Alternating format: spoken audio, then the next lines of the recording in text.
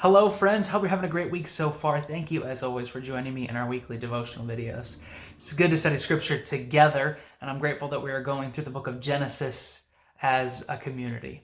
So, last week I only had the chance to get one video out, a lot of other things going on throughout the week, and I had a couple services to do outside of the normal church schedule, so I was only able to get one devotion video out. But, as promised, this week we're going to work our way through Genesis 6 to 11. Now, Genesis 6 begins the story of Noah. God commands Noah, as a faithful man, one of the few faithful, to build an ark and to take onto it his entire immediate family and animals of every kind, 2 by 2, so that they can repopulate once the flood waters rise. God wipes the slate clean and allows Noah and his family to traverse the waters of chaos and brings them through to safety because of their obedience to his word. And so I want to pick up in Genesis chapter 9, a couple verses from the covenant that God makes with Noah. And these are verses 12 and 13 of Genesis 9, which read, God said, "This is the sign of the covenant I am making between me and you and every living creature with you, a covenant for all generations to come. I have set my rainbow in the clouds, and it will be the sign of the covenant between me and the earth." God continues to say that he will no longer destroy the earth through flood. He will no longer send judgment in the form of annihilation of the entire population. He will not wipe the slate clean again.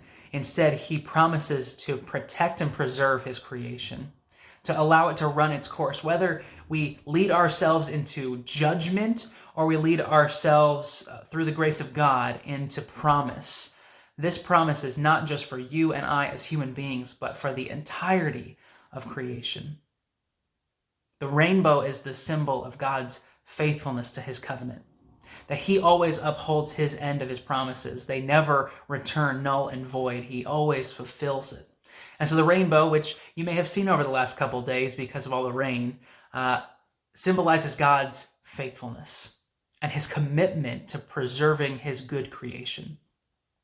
It also passes on to us the privilege of stewarding this creation. And because God deems it worthy of his protection and peace, that creation should be stewarded well by you and I. This promise is not just for the generation of Noah, it is for all generations to come, that we enter into the covenant that God makes with Noah as inheritors of God's promises.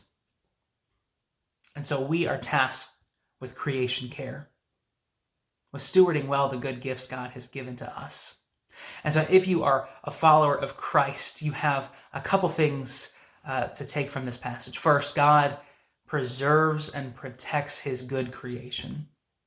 And so should we. As those who follow his promises, we enter into this blessing that God gives to Noah and his family, the blessing of stewarding God's creation well.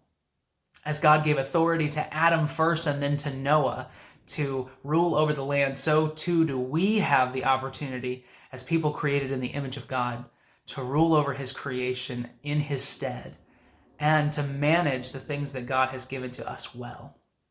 So that means taking care of the things God has given to you and I. So are you stewarding creation well? And are you reminded consistently of God's promise to preserve his good creation, to allow us the opportunity of freedom? Even if it may lead to our own destruction, God gives us that opportunity. And so today, remind yourself of God's promises. Remind yourself of what that gives us in terms of authority in this life. And are you stewarding the things that God has given to you well? Thank you for joining me. We will continue through the book of Genesis. We'll wrap up chapter 11 by the end of the week. So take your time, read through it at your own pace, and I will see you next time.